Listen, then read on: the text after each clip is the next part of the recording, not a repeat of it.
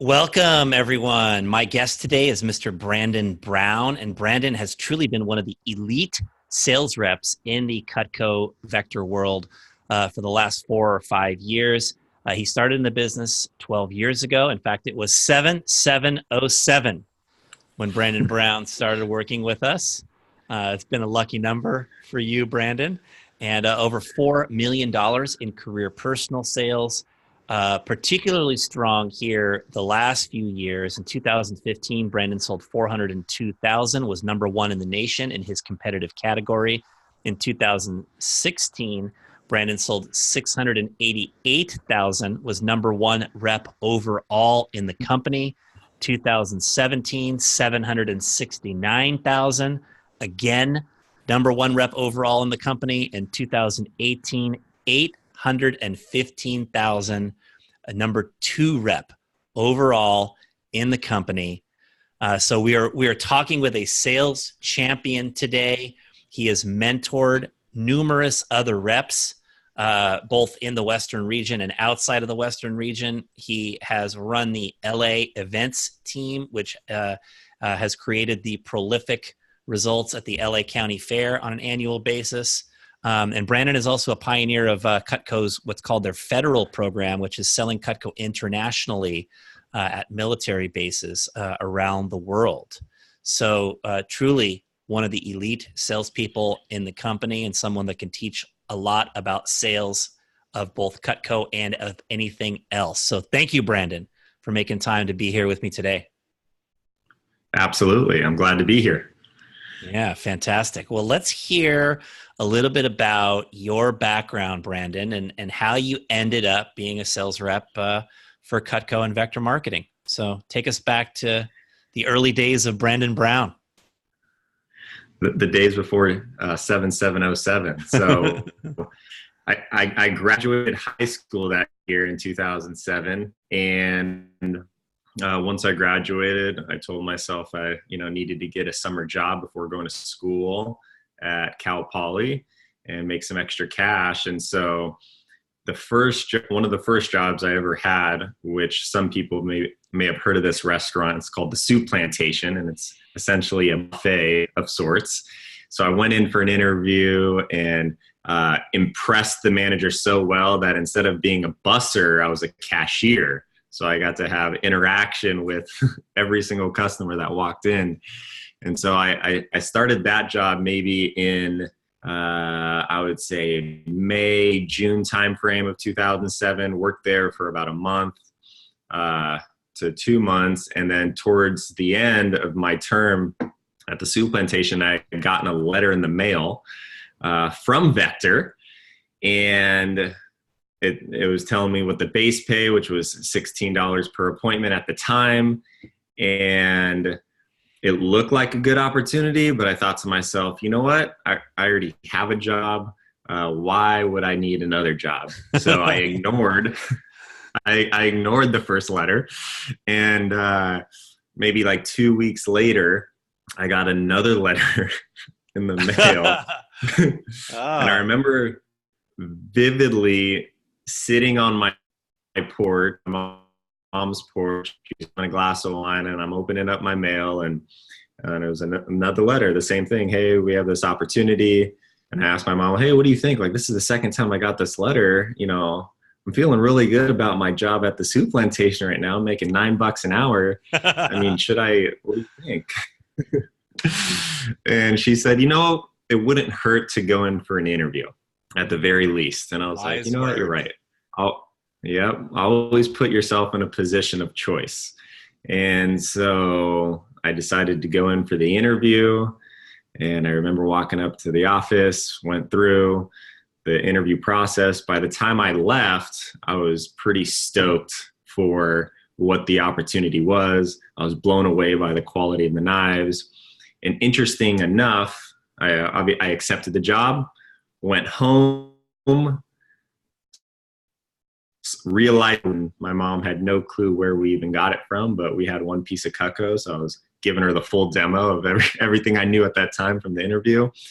And then went through training, and it was probably about 2 weeks that I was still working at Sloop Plantation and with Cutco Vector at the time. And by the second week and my second paycheck, I had made more than 3 or 4 weeks working at the Sloop Plantation. I decided this was the better path and quit the Sloop Plantation and went Cutco for the rest of that summer. Yeah. Awesome. Awesome. So, and this was in Southern California, right? Around Pasadena. Is that where you started? Pasadena. Yep. Born and raised. That's where I started and still am today. And you were a student at Cal Poly Pomona. Is that correct? Yes. Mm-hmm. Yeah. I got my degree in business finance. Took me about 5 years, 4.5 to 5 years to graduate. And during that entire time, I was selling Cutco on the side, paying my way through school, paying for books, paying for my car. Pretty much everything came out of my pocket, and Cutco was the vehicle. Vector was the vehicle to make that happen. Yeah. Awesome. Awesome. Well, most Cutco reps experience a variety of different challenges as they're getting started with the job, and they kind of learn from those experiences and grow. What were some of the challenges for you as you were getting started? Yeah, so I would say there's a few that probably stand out to me. One was stepping outside of my comfort zone. In general, in high school, I would probably define myself more of an introverted person. And even today, I would probably fall more on that side of the spectrum. Since then, I've obviously learned to tap into both sides being in sales, but that was definitely something that was very uncomfortable for me. I didn't like speaking in front of, large audiences or, talking with people I didn't necessarily know. And so being in sales and in a job like Cutco Vector, where I was going to people's houses and demonstrating the product, it was definitely different and unique. And so I had to really challenge myself in that way. But I saw the opportunity. So that would be one of the challenges.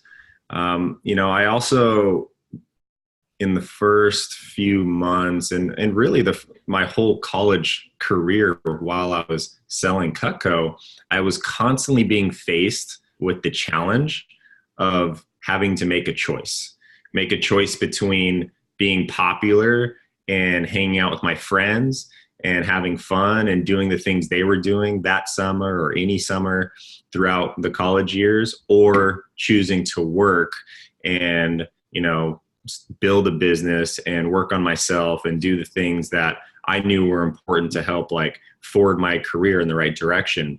And there was a lot of times where I got a lot of backlash from my friends, and these are people I've known for 5, 10, 20 years.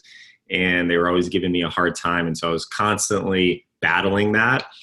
And, I'm really happy with the decisions I made, and looking on it now, it was definitely, I made the right decisions in choosing to work and sacrifice some time with friends and family to put myself in a position where I could succeed at the highest level.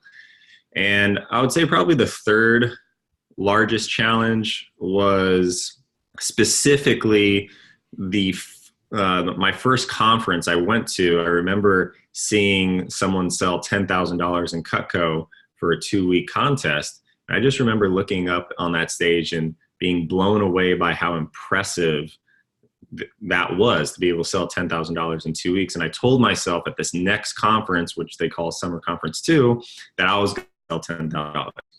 And so I went out and did that. I literally hit the number on the very last day, very last appointment, just barely squeaked over. But what was interesting is after that came the challenge. And it was the challenge of, well, now I have to perform at this level constantly. At least this is the story that I was telling myself, the narrative. And I began to just kind of fizzle out of Cutco, at least it seemed. I wasn't doing any more appointments. I was starting to just kind of blend into the background because there was all this pressure that I was putting on myself that, hey, you need to sell at this level constantly. If you did it once, you have to do it always. And I remember my manager sharing with me hey, no one's putting this pressure on you. This is completely self-imposed pressure. And why don't you just commit to coming to the meetings every week and doing 3 to 4 appointments while you're in school? And I was like, I can do that. That's easy. And it was just, retraining myself to know that, there's seasons of really hard work, and then there's seasons where you don't have to work as hard, and understanding the balance between those versus like go, go, go all the time. And big challenge, but also valuable lesson. So those would probably be the 3 main challenges I experienced within my first 6 months on the job. Yeah. Awesome. Awesome. When you think about the expanding your comfort zone lesson, I think it's helpful for people to be reminded of why they're doing what they're doing. Like for almost any Cutco rep, part of why they're doing it is to expand their comfort zone, is to grow and develop new skills and have new experiences. And for people who may be listening who are outside of Cutco, I think that's true for a lot of the things that we do. There are a lot of things we do where the actual purpose is for us to gain new experiences and to gain new skills. And you only get that by pushing the envelope on, what you're most comfortable doing right now. So it's awesome that you had that lesson early on. And when I think about the lesson of choices, I also think about the idea of, doing things choosing to do things that add value in our life, that add value towards our longer term objectives. And I don't think anybody should be, sacrificing all of their friend time and family time for work, of course. And I'm sure, to be fair, that you had plenty of fun, during those summers also, but you were choosing to invest your time into something you knew was going to have longer term value in your life, right? Working here and being around the people that were here and gaining the skills. And that's probably what has helped accelerate your path in life to where you've achieved far more than most anybody your age at this point. So I think that's a valuable lesson as well. So it's cool to hear about. It's cool to hear about you going for a 10K push, knowing what came later. And I'm quite certain we'll get into that here in just a few minutes. But you left the business temporarily around 2014, and then when you came back, it was like you were a new man. Like there was a fire and an intensity about you that I think few people have ever seen. And I think it'd be helpful for people to hear, what brought you back to the business after that short stint away, and what contributed to you going out and right away in 2015, selling over 400,000 and being number 1 in the nation. Yeah, absolutely. So what was interesting is one of the main reasons why I left Cutco, which is around 2013, 2014, was because I had just graduated college. I had hit like the most prestigious award at that time, which was the Rolex. And I had my degree, and I was like, okay, on to something else. At least this is what I thought I needed to do. New chapter. And so new chapter, right?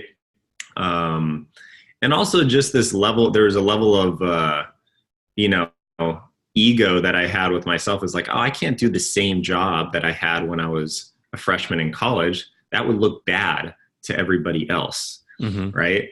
And so I battled that. And so my friend had a startup company out in Temecula, and he was telling me about the opportunity, and he was a good friend of mine, still is to this day. And he was like, you should come out. This is a great opportunity. We could make millions together. And so made the decision to move out to Temecula and do that. And that lasted all about 6 to 9 months before it basically fell flat on its face. But that was your MBA right there, Brandon. That was your MBA. Was. Absolutely. And I learned so much from it. I'm super grateful for everything that came about. And, from there, dabbled in a few other sales organizations. And ultimately, what brought me back to Cutco was a few very simple things. Was one, I had a high level of clarity on how truly great the product of Cutco is.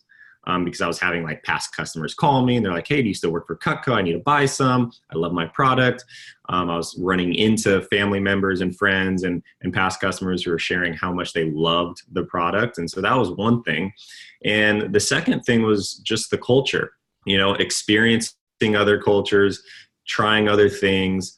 I just realized there was something very unique about the culture of Cutco, which was that of, being very supportive, being oriented towards growth and supporting people to like achieve, the best version of themselves, in whatever capacity that is. And so those were things that I really loved and learned to love even more so being outside of the Cutco culture, the Vector culture. And so that's why I came back along with many other reasons. And so one of the things that really helped me have that amazing success right out of the gate, one was I was seeing what people were selling the year prior I came back, and I knew I was better than them. I was like, well, if they're selling this much, then I should be able to sell more than that. So there's definitely a little bit of the competitive drive of like, I need to show them who's really boss here. And so there was that, but even more than that was the mindset, right? I went and left to work for another company or do a startup where I was going to be like partner, in this company, running a business. And I took a lot of the values and the qualities that I learned from that and implemented that into the Cutco business and started actually running it like a business and asking myself the right question. At Cutco business, how would I do things differently than I was prior before I left Cutco? And asking myself the right questions was really a big needle mover for me in helping me navigate through going from selling 225,000 2-3 years prior to that to doubling my business. And as you mentioned earlier, selling 400 grand in 2015. So there was that. My circle of influence, I began to pay attention to like who I was surrounding myself with. And I was also committed to doing something that had never been done before in Cutco. And so to do that, I realized if I wanted to accomplish something that had never been done before in Cutco, I would have to associate myself with people outside of Cutco. As great as the Cutco culture is, I needed to pull outside resources to really help me rise to the standard that I wanted to achieve. And so that was the first year in my entire life that I had ever actually paid someone or an organization to receive guidance, mentorship, coaching, to really help take myself to the level that I wanted to go. And I mean, it was one of the best decisions I ever made. And because of that, it really helped have such a huge impact in what I did in 2015 and beyond. Oh, that's outstanding. I like what you said about running it like a business. Like for anybody who grows up in Cutco, it starts out, it's a summer job. And then, they graduate from college and they have to think about what they're going to do next. And some people choose to stay here, but there has to be a mental shift from this is a summer job to this is my business now. And there are changes that have to be made to be able to be effective as a business person. I think this is also true for anybody in any other business. Is that we go from our sort of young phase in life where it's sort of carefree and whatever happens, and, we're going to work for a paycheck a lot of times, but then ultimately it's like, we're going to work to build our life. And there's a transition you have to make in how you think of it and how you view it. And it's clear that you made that transition relatively quickly, and that you quickly developed a lot of the traits of the sales champion that you are now. You talked about the 10K push period. Now, push period is a 2-week sales contest in Vector that happens a few times throughout the year. And you talked about doing 10,000, back in your first summer in 2007. But 10 years later, you did something quite a bit more than 10,000 in a push period. And I think it'd be cool to hear a little bit about the story of that, and, what was the goal you set and how did you do this? And because you accomplished something that to this day, I don't think has been accomplished at the same level in the way that you did it. So tell us about that. Yeah. So basically, I have this strong belief system of always, and it's part of like my vision of constantly trying to explore my own personal potential. Like, what is Brandon Brown physically, mentally, spiritually, emotionally capable of in all aspects of life, not just in business, but in everything else. And so I'm constantly trying to push the threshold, break through ceilings that people think are there when in reality they're imaginary, and redefine opportunities. And so, for me, and as you know, because you trained and coached him, there, John Berghoff, who I think you've already interviewed, who's a legend in the Cutco world, had held this standard for a very long time. It was about $70,000. Tyler Park broke it, sold about 75, I think it was at the time, and $75,000 in this 2-week push period, give or take a few days. And so, for me, I just knew that this was like destiny for me to tackle this challenge. It hasn't been tackled in a long time. Very few have, and the few that have, many of them have failed at. And this was an opportunity for me to put myself to the test, take all the wisdom and guidance I've received and am receiving currently, presently, and really channel that in one specific area, which is my own physical performance, through, mental fortitude and overcoming obstacles and challenges. And so, I believe it was 2017, and I set out on a mission to break that record, which was 75,000, I think, at the time.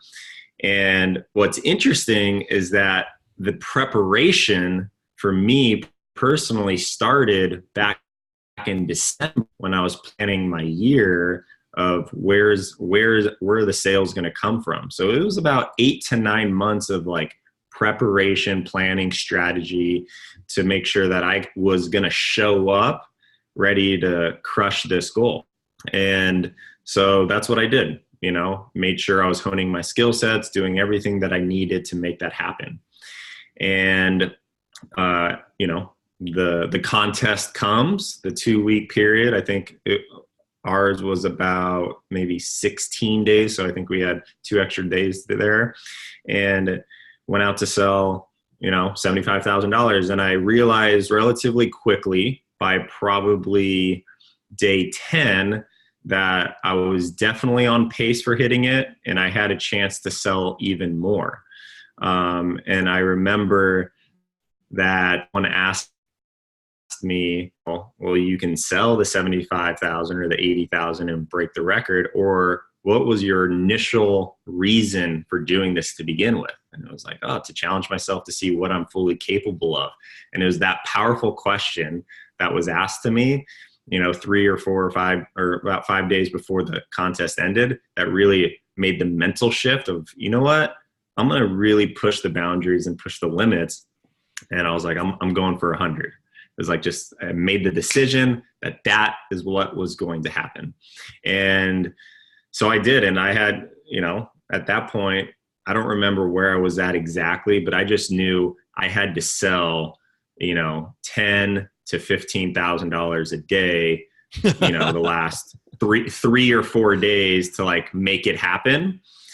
So it's hilarious thinking that my first contest, I was blown away, but that I could sell $10,000 in 2 weeks. And now I'm like having to sell $10,000 or $15,000 the 3 or 4 consecutive days leading up to the end of that contest, which I did. I'm calling people, like, talk about outside your comfort zone. There was no comfort zone. It was just like, I'm calling anybody that I think can buy $2,000 or $3,000 worth of Cutco. Who do I know that can buy an ultimate set? Who do I know that can buy an ultimate set?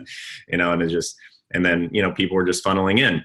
And so I ended up selling $102,000 worth of Cutco in that 16-day period, which was incredible. And it was something that I'll always remember and always take with me, all the lessons that came from it, all the challenges, because it really helped continually like shape and mold me to where I am now and the trajectory that I'm on. So great. So great. The $100,000 push period that you achieved, and the whole idea of just exploring your potential, and putting your best into the entire push period, regardless of what the result was going to be, like not settling for the 80 grand to break the record, but running across the finish line hard. It echoes some stuff that Hal Elrod talked about when I interviewed Hal, and he was talking about going for 3 consecutive 20K push periods, which was back in 2000 and 2001 that he did that, and that had not been done at the time. And how hard it was the third time for him to get there, and just how he just kept on running across the finish line, and how the stars align at the end. So it's cool that you had such an amazing experience. So look, you sold 100,000 in 2 weeks. That's incredible. You've sold over 800,000 in a year with Cutco. Good chance you'll be over $1 million in sales this year in 2019. You're one of the greatest salespeople the company has ever seen. You're perhaps the greatest salesperson the company has ever seen. There might be 2 or 3 others that would have a claim on that title. But you know what it takes to succeed in selling. And I think this would be really helpful for people to hear is like, what are some of the skills that make a sales champion, and how does one master these skills? So speak to that for a little while here. Yeah, so there's a lot of things that go into it. If I were to consolidate it down to a few, the first one, and as simple as it may be, is so crucial, and that is hard work.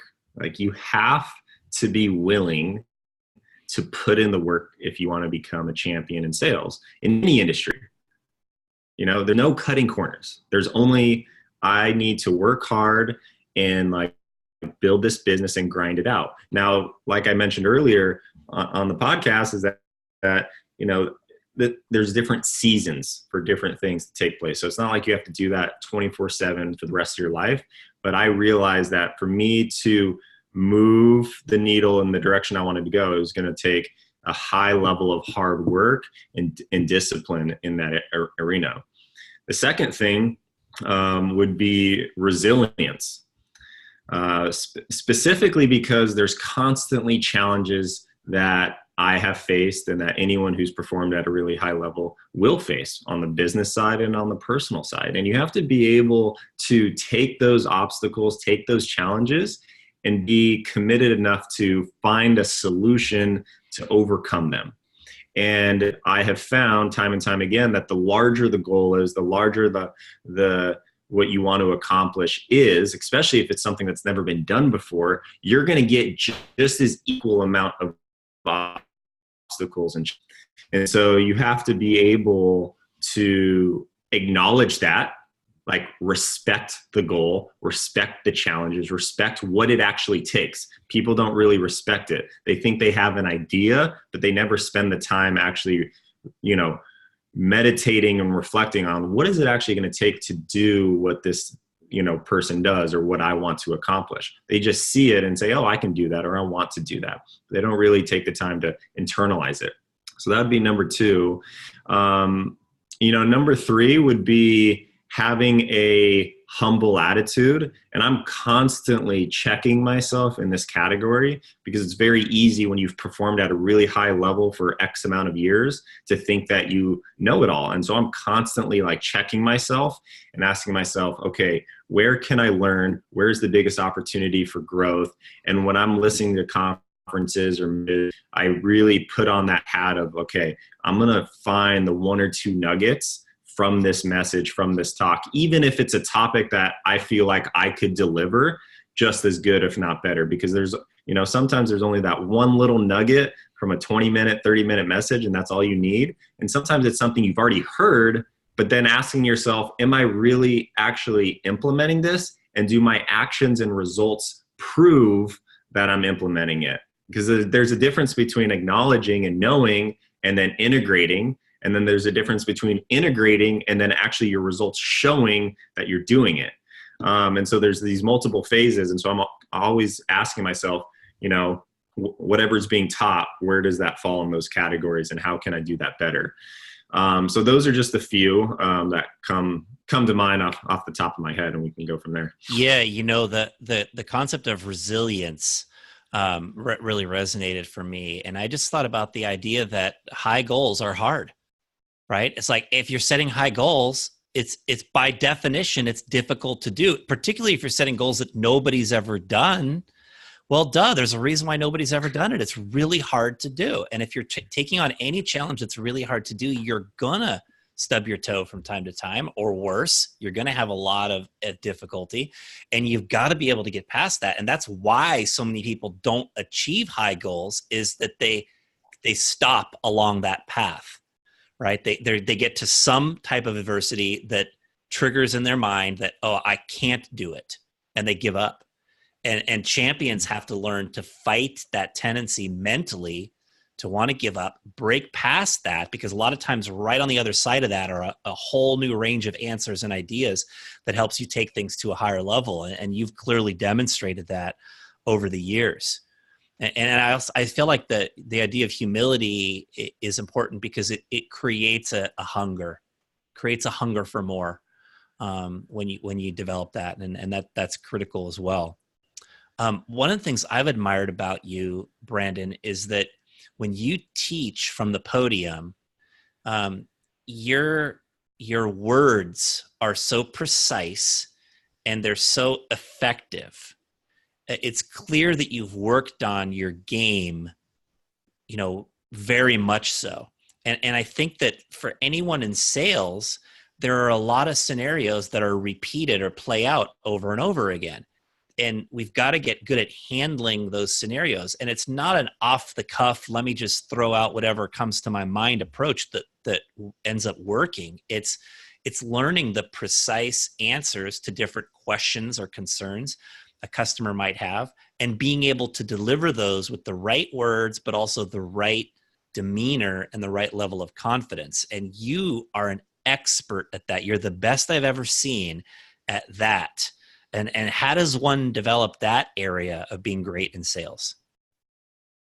Yeah, that's a great question. And it's something that I've kind of self-developed over time, and have over that time period have realized how much of an impact that can make in the sales arena, or just in communicating effectively in general. And so one of the biggest things that I do, and one of the things I pride myself on, and anyone who's worked with me or works beside me or receives mentorship from me knows that, the importance of asking quality questions. And as I have been going through my journey through Cutco and breaking through certain barriers, I realized, well, if I'm going to be doing something that no one has ever done before, I need to be asking the questions that no one has ever asked before. And so specifically when it comes to working with customers and clients and taking them through the process from, I have no thought of buying any Cutco right now, and then 10 minutes later, 20 minutes later, walking away with 1,000, 2,000, 3,000 plus order, where does that come from? Well, it's me asking questions during, in my head, and also pre and post when I'm practicing, right?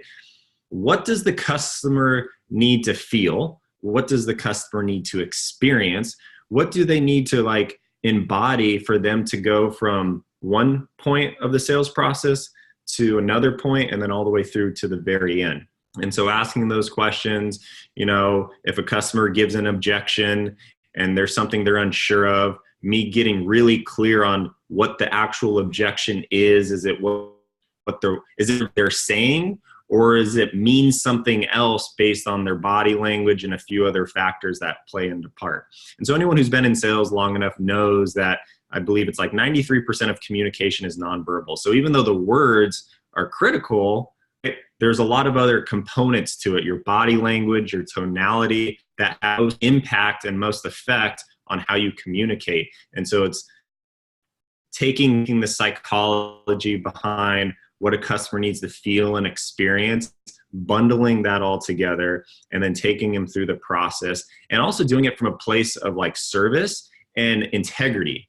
And so I can speak with so much conviction when I'm working with my customers because I know that I'm talking to them and with them with the sole purpose to make sure they leave with the best possible outcome for them and not for me. And so if they're unsure of purchasing something, but I know for a fact they can budget it and it makes sense, that product conviction, the opportunity conviction gets conveyed and transferred from me to them. So they walk away feeling confident and having trust built with me right then and there and moving forward. And that relationship will be there forever. That was awesome. I love the idea of considering what does the customer need to feel in this situation in order to be able to make a decision? What do they need to experience in order to make a decision? And how are you able to bring that to them? And I know that you have studied this and you've practiced it. What are some of the ways that you study and practice your skills on a regular basis?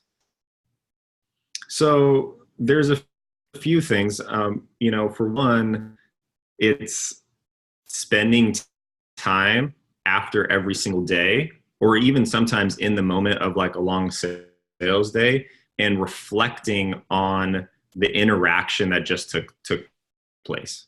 And the power of reflecting on that interaction, even if they walk away with an order. Most people are like, oh, I only want to reflect if it didn't go well. But if it went well, what are the things that went right? And how can you capture those, identify those, embody those, and bring that to the next interaction? And even if it went well, and even if they did purchase, what could you have done differently to either create a larger opportunity for them to purchase more, or plant certain seeds for them to want to purchase in the future? What's your leaving piece? So there's all these components. And so it really funnels down to like the questions that you ask. And I don't necessarily have like a list of questions. It's just more of me really embracing the idea of curiosity. It's like the more curious you can be in any scenario, in any dialogue, in any conversation, personal or business, you're putting yourself outside of your own shoes and in their shoes and in the shoes of the environment, and really making sure that you're going to be as effective as possible in that conversation. And so you can see from different lenses versus the one lens that most people look through, which is their own. Yeah. Wow. The idea of the power of reflecting, at the end of an appointment, at the end of an interaction with a customer, at the end of your day. I can remember learning this from Jim Rohn, many years ago. He used to always talk about the importance of reflection and taking time to gather up the lessons that we've learned. And so many people don't do that. It seems like such a simple, intuitive concept. It's like to make sure you gather up the lessons and ideas that you've gained today, this week, right? So that you can invest them into tomorrow and next week and your future. And most people just sort of go along doing what they're doing day to day without ever taking that step, right? To reflect and gather up the lessons so that they can gradually refine what they're doing to make it perfect. Because this is what I've seen you do in your sales approaches, is just really like fine tuned to the point where every time you teach, like people have their jaws open, like, oh my God, that was so good. And the way it got so good was it started out maybe not good or maybe half good, but you worked on it and you crafted it and you gradually got it to the point where you have become the best. So it's been awesome to see you do that. One thing I would share with you, Dan, like world. Hey, sorry, constantly we cut out right. We cut out right there real quick. So right after I said, it's been awesome to see you do that. Right. And so what I would share with you, Dan, is that's totally true. And what's interesting is that we live in a world where there is constantly support and encouragement to look externally for answers, validation, whatever it is. And so you're constantly looking externally. You're constantly not looking inwards, when I truly believe all the answers that you need, all the reflection can come from internally, but you have to A, be aware of that, and B, get curious, and C, actually spend time, right? Create space to actually discover what that is. And so, the idea of white space, like, do you have white space in your schedule? Most people don't, because again, the external constantly encouraging us go, go, go, go 24/7. So you're just basically in this rat race. You're in this like rut, and you might be succeeding, and you might be succeeding at a really high level, but you're never taking a chance to take a step back and breathe and reflect, as we were talking about earlier, and see like, where am I? And am I even on the right path that I want to go? And, you know, coming up for air and realizing, you know what, I'm not on the right path and I want to be going this direction. But you'll only know that if you have the space, if you create enough, you know, space for yourself to go through that process. And so that helps just in business, in your journey in life, personally or professionally, and also just like working with customers and asking yourself, what does this customer need to hear or feel right now to really make sure that I can have the biggest impact on them in this interaction. Awesome. That was great insight. You know, I'd like to wrap this up, Brandon, by just hearing, you know, what you're most excited about for your future, and how does Brandon Brown aspire to change people's lives in the years ahead through your work or through your influence outside of work as well? Yeah, absolutely. That's a great question. And I would just share that, you know, I've come to build such a strong love for Cutco and for Vector and the culture and the company and the opportunity. I just think it's a beautiful thing. And I've really taken it upon myself over these last few years to really make this a place for me to impact at the highest level. And so for me, like as I shared earlier, I'm constantly working to explore my full potential.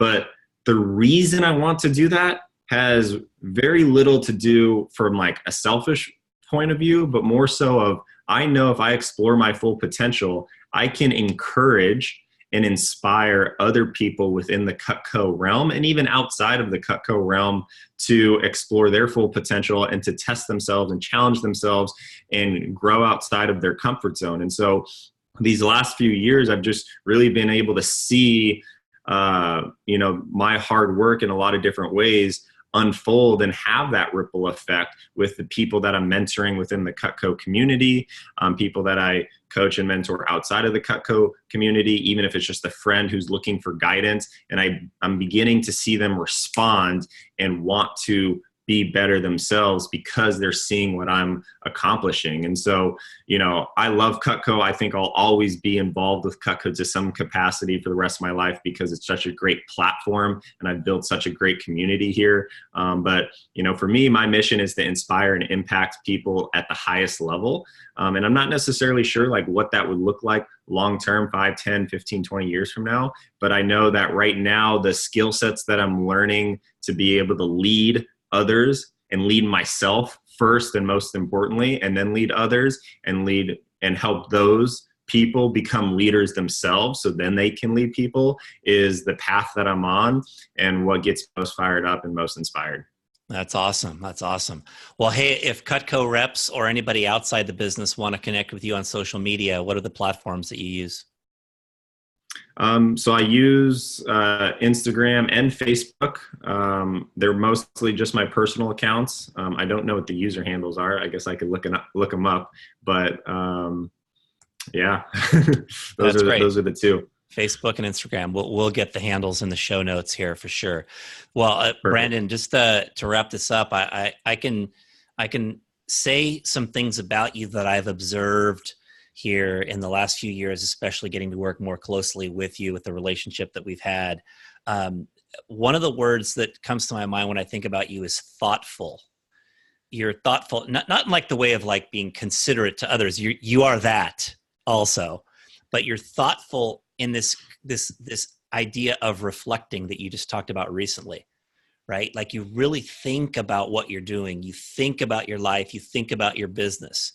And I also feel like you're deliberate, like you're very deliberate about and very intentional about what you do, how you do it, who you spend your time around. And it's a great example for people of really designing your life, designing a life. That's what you're doing.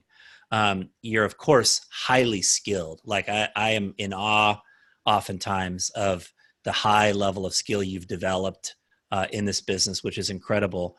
You do have a great work ethic, which you led off with as one of the key things that people have to be good in sales. And I would sum it up, Brandon, by saying that you really are the very definition of a champion. All of the things that it takes for someone to be a champion in any endeavor in life, you've got that package, you've put it together, and it's been awesome to be able to work with you here these last few years and to see you continue to grow and develop. And I really appreciate you taking the time to share your insights with the audience here today. Thanks very much. Absolutely. Thank you. And those are really kind words. I really appreciate that very much. Yeah. Awesome, man. Well, have a great rest of your day. All right. You too. The great Brandon Brown, everyone, Cutco sales champion. Wow. I think it was very, very relevant where Brandon talked about the transition to running it like a business, running his work like a business. And for those of you in Cutco, you might be viewing this as sort of a summer job or something to do for a while, but there does come at this point where many people decide this is what they're going to stick with for a while, whether it be as a manager or as a sales rep. And there's a transition that has to be made to run this business, in the right manner. And Brandon made that as a sales rep. He talked about exploring his own potential. And I loved that part of the interview and how valuable that was, but exploring his own potential and what's possible. And for so many people here could think about how you could do that and set big goals. And then it's important to respect the challenge, as he said. Somebody once taught me, don't underestimate the challenge and don't overestimate yourself. And for a lot of people who, work in Vector and succeed as a sales rep, we tend to think like, okay, it's going to be great everywhere we go. We're going to do well everywhere we go. But it doesn't always happen in that manner. And in anything you do, there tends to be a learning curve that's necessary. And it's important not to underestimate that challenge or overestimate yourself. The power of reflection and how valuable that can be. And then, of course, never forgetting the importance of simple hard work. Simple hard work is an important part of getting to where we want to be in anything. I hope you enjoyed this interview with one of the top Cutco salespeople of all time, Mr. Brandon Brown. Have a great rest of your day, and let's all encourage and inspire everyone around us to achieve their full potential as Brandon Brown has set out to do.